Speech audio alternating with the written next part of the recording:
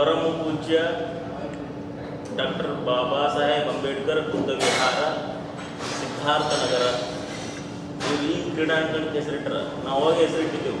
Doctor Baba Saheb Ambedkar ಪರಮ ಪೂಜ್ಯ doctor Baba Saheb Ambedkar Buddha ವಿಹಾರ ಸಿದ್ಧಾರ್ಥ ನಗರ. ಆ ಏರಿಯಾದ ಹೆಸರು ಒಬ್ಬರಿಗೆ ಗೊತ್ತಿಲ್ಲ, ನಮ್ಮ ಜಾಬ್ ಕೂಡ ಇದ್ದಾರೆ ಕಾಮ, ಅದಕ್ಕೆ ಏರಿಯಾದ ಹೆಸರು ನಾಮಕರಣ ಮಾಡಿದ್ದೇವೆ.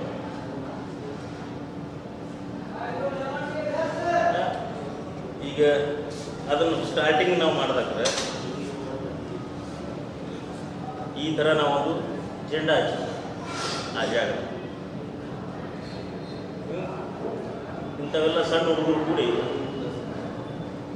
ಏನಿಲ್ಲ ಇಂಡಿ ನಗರದವ್ರು ನಾವು ಎಲ್ಲರೂ ಕೂಡಿ ಆ ಜಾಗಕ್ಕಾಗಿ ನಾವು ಶ್ರಮ ವಹಿಸಿದ್ವಿ. ಮುಖ್ಯವಾಗಿ ಅಂದರೆ ಅಲ್ಲಿ ನಾವು ಕಟ್ಟಡನೂ ಕಟ್ಟಿದ್ದೀವಿ. ಏನು ಕ್ರೀಡಾಂಗಣ ಮಾಡಿರ್ಲಾದವ್ರ ಅಲ್ಲಿ ಕಟ್ಟಡನೂ ಕಟ್ಟಿದ್ದೀವಿ. ಯಾಕಂದ್ರೆ ಭಾಳಷ್ಟು ಫೋಟೋಗಳದಾವ, ಕೆಲವೊಂದಿಷ್ಟು ನಾನು ನಿಮ್ಗೆ ತೋರಿಸ್ತಾ ಇದ್ದೀನಿ.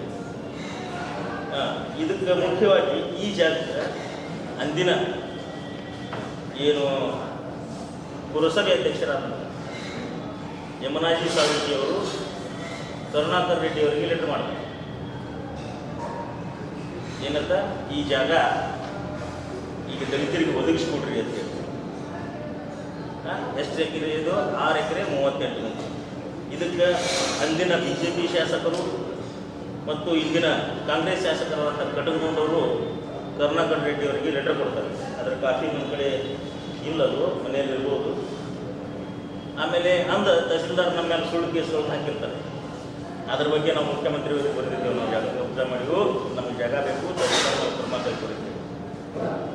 ಇದ್ಯಾವುದು ಮುಖ್ಯಮಂತ್ರಿಯವರ ಏನು ಇವರು ವಿಶೇಷಾಧಿಕಾರಿ HK ಲಿಂಗರಾಜ್ ಅವರು ನಮಗೆ ಲೆಟರ್ ಕಳಿಸ್ತಾರೆ ಮುಖ್ಯಮಂತ್ರಿಯವರ ಪರವಾಗಿ. ಈಗ ಗೌಡರು ಹೆಸರು ಬಾಬಾ ಸಾಹೇಬ್ ಅಂಬೇಡ್ಕರ್ ಕ್ರೀಡಾಂಗಣ ಅಂತ ಇಟ್ಟರು, ಸ್ವಾಗತ ಮಾಡಿದ್ರು.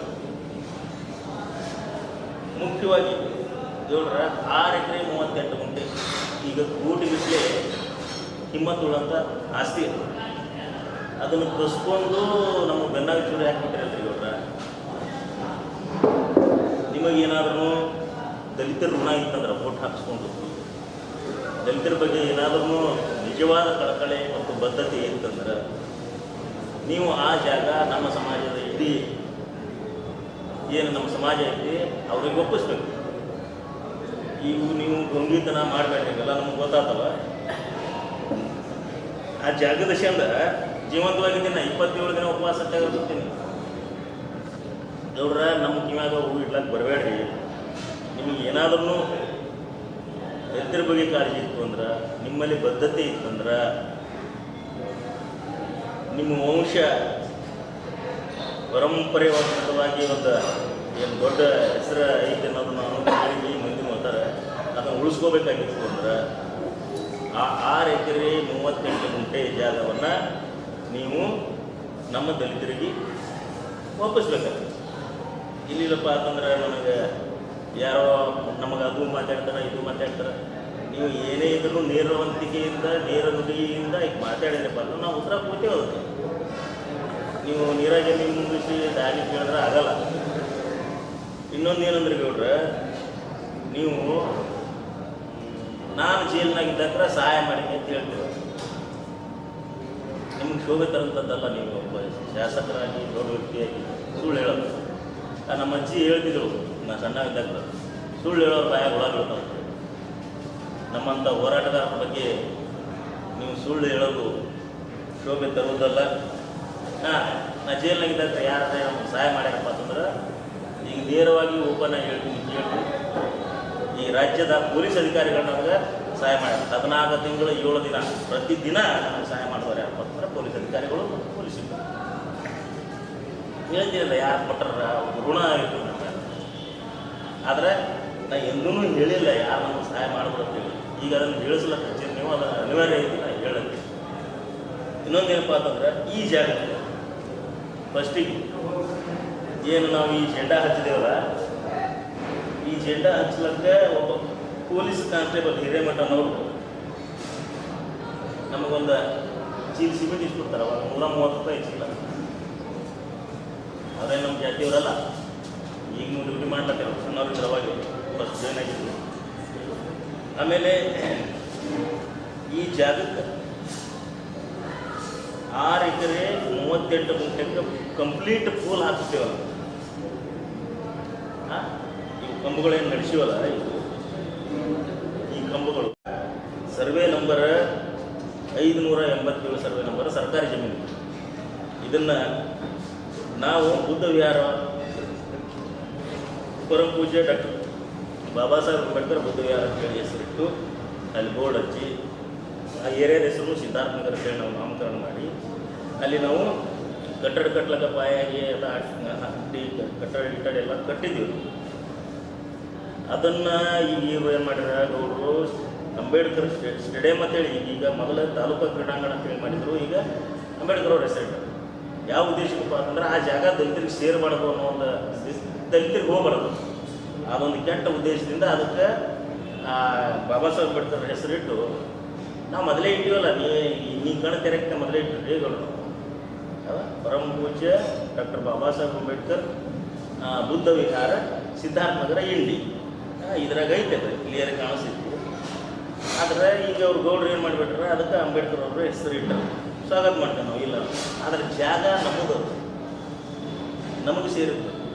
ನಾ 1929 ಹಿಡ್ಕೊಂಡು ಅದರ ದೊಡ್ಡ ಮತ್ತು ಕಾರ್ಯಗಳನ್ನು ತಿಳಿಸ್ಕೊಂಡಿದ್ದೆ.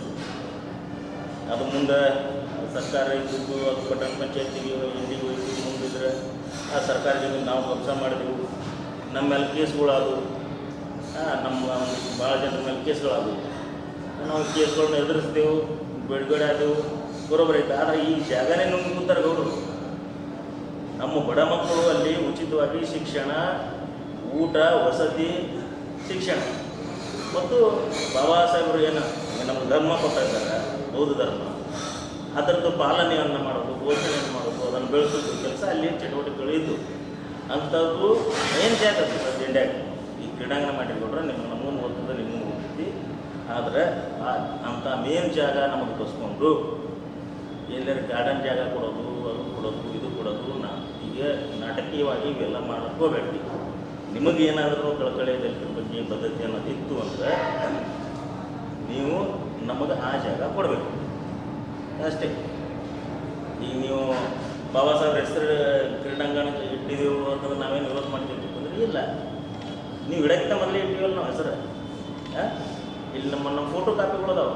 ಪಾಪ ಮಕ್ಕಳು ಈಗ ಅಲ್ಲಿ ಹೋರಾಟ ಮಾಡಿ ಅಲ್ಲೇನು ಜಾಗಕ್ಕಾಗಿ ಇದ್ರಲ್ಲ ಹುಡುಗರು, ಅವ್ರಿಗೆ ಯುವಕರಾಗಿದ್ದಾರೆ ಈಗ ಬಹುಶಃ. ಇವೆಲ್ಲ ಮಕ್ಕಳು ಇವೆಲ್ಲ ಇಲ್ಲಿವೆ, ಲೋಕಲ್ ಇಲ್ಲಿವೆ, ಮತ್ತು ಬೇರೆ ಯಾರೂ ಅಲ್ಲ. ಇವರೆಲ್ಲ ದೊಡ್ಡವ್ರದಾರೆ. ಈಗ ನೋಡ್ರಿ ಸಣ್ಣ ಹುಡುಗರ್ದಾವೆಲ್ಲ. ಈಗ ಇವರೇ ನಮ್ಮ ಸಮಾಜ. ಈಗ ಇನ್ನೂ ಹಿರಿಯರು ಇರ್ತಾರೆ. ಒಪ್ಪಿಸ್ರಿ ಇವರಿಗೆಲ್ಲರಿಗೂ. ಯಾರು ಗೌಡ್ರ ನಿಮ್ಮಲ್ಲಿ ಏನಾದರೂ ಒಂದು ದಲಿತರ ಬಗ್ಗೆ ಕಳ್ಕಳಿ ಏನಾಗಿತ್ತಂದ್ರೆ ಒಪ್ಪಿಸ್ಬೇಕು. ನೀವು ಇಂಥ ಮೋಸ ಮೀರಿ ಮಾಡಬೇಡ್ರಿ.